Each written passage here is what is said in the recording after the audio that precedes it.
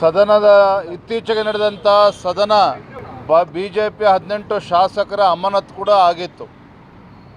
ಹಲವಾರು ಬಾರಿ ಮಾನ್ಯ ವಿರೋಧ ಪಕ್ಷದ ನಾಯಕರು ಆಮೇಲೆ ಶಾಸಕರು ಸಭಾಧ್ಯಕ್ಷನ ಭೇಟಿ ಮಾಡಿ ಮನವಿ ಮಾಡಿದ ನಂತರದಲ್ಲೂ ಕೂಡ ಬಿಜೆಪಿ 18 ಶಾಸಕರ ಅಮಾನತನ್ನು ಮಾಡಿದ್ದಾರೆ. ಅದನ್ನು ಹಿಂಪಡಿತಕ್ಕಂಥ ಕೆಲಸ ಇವತ್ತಿಗೂ ಕೂಡ ಆಗಿಲ್ಲ. ನಿನ್ನೆ ದಿನ ಗೌರವಾನ್ವಿತ ಸ್ಪೀಕರ್ ಅವರು ಒಂದು ಹೇಳಿಕೆಯನ್ನು ಮಂಗಳೂರಿನಲ್ಲಿ ನೀಡಿದ್ದಾರೆ. 18 ಶಾಸಕರ ಅಮಾನತು ತಮ್ಮೊಬ್ಬರ ತೀರ್ಮಾನ ಅಲ್ಲ ಅನ್ನೋ ಮಾತನ್ನು ಹೇಳಿದ್ದಾರೆ. ಅದು ನಾವು ಇವತ್ತು ಗೌರವಾನ್ವಿತ ಸ್ಪೀಕರಲ್ಲಿ ಮತ್ತೊಮ್ಮೆ ನಾವು ವಿನಂತಿ ಮಾಡ್ತಾ ಇದ್ದೇವೆ.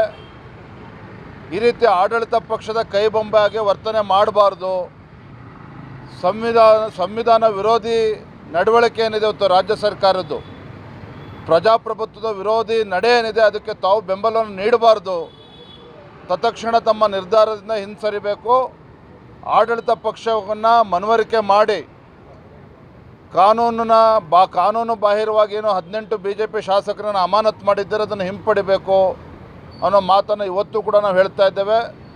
ಗೌರವಾನ್ವಿತ ರಾಜ್ಯಪಾಲರನ್ನು ಕೂಡ ಭೇಟಿ ಮಾಡಿ ಅವರು ಕೂಡ ಇದರಲ್ಲಿ ಮಧ್ಯಸ್ಥಿಕೆ ವಹಿಸಬೇಕು, ಸರ್ಕಾರಕ್ಕೆ ಬುದ್ಧಿ ಹೇಳಬೇಕು ಅನ್ನೋ ಮನವಿಯನ್ನು ಕೂಡ ನಾವು ರಾಜ್ಯಪಾಲರು ನಾವು ಮಾಡಿದ್ದೇವೆ.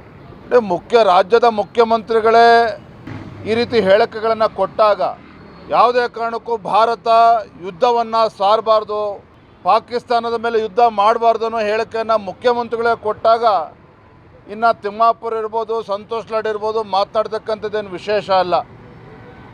ಆದರೆ ಒಂದು ಮಾತನ್ನು ರಾಜ್ಯದ ಮುಖ್ಯಮಂತ್ರಿಗಳು ಮತ್ತು ಮಂತ್ರಿಮಂಡಲದ ಸದಸ್ಯರುಗಳು ಕೂಡ ಗಮನಿಸಬೇಕು. ಅವರ ಪಕ್ಷದ ರಾಷ್ಟ್ರೀಯ ಅಧ್ಯಕ್ಷ ಇರ್ತಕ್ಕಂಥ ಗೌರವಾನ್ವಿತ ಮಲ್ಲಿಕಾರ್ಜುನ್ ಖರ್ಗೆ ಅವರು ಏನು ಹೇಳಿಕೆ ನೀಡಿದ್ದಾರೆ, ಇವತ್ತು ಕೇಂದ್ರ ಸರ್ಕಾರ ದೇಶದ ಪ್ರಧಾನಮಂತ್ರಿ ನರೇಂದ್ರ ಮೋದಿಜಿಯವರು ಯಾವುದೇ ತೀರ್ಮಾನವನ್ನು ತೆಗೆದುಕೊಂಡರೂ ಸಹ ನಾವು ಅದಕ್ಕೆ ಸಂಪೂರ್ಣವಾಗಿ ಬೆಂಬಲವನ್ನು ನೀಡ್ತೇವೆ ಅನ್ನೋ ಮಾತನ್ನು ಮಲ್ಲಿಕಾರ್ಜುನ್ ಖರ್ಗೆ ಅವರು ಹೇಳಿದ್ದಾರೆ. ನಿನ್ನೆ ದಿನ ಶಶಿ ತರೂರ್ ಅವರು ಹಿರಿಯ ಸಂಸದರು ಅವರು ಕೂಡ ಕೇರಳದಲ್ಲಿ ಹೇಳಿಕೆ ನೀಡಿದ್ದಾರೆ. ಇವತ್ತು ಪಾಕಿಸ್ತಾನದ ವಿರುದ್ಧ ಉಗ್ರಗಾಮಿ ಸಂಘಟನೆಗಳಿರ್ಬೋದು, ಪಾಕಿಸ್ತಾನದ ವಿರುದ್ಧ ನಿರ್ದಾಕ್ಷಿಣ್ಯವಾಗಿ ನಾವು ಕ್ರಮವನ್ನು ಕೈಗೊಳ್ಳಬೇಕು ಅನ್ನುವ ಮಾತನ್ನು ಸ್ವತಃ ಶಶಿ ತರೂರ್ ಅವರು ಕೂಡ ಹೇಳಿದ್ದಾರೆ.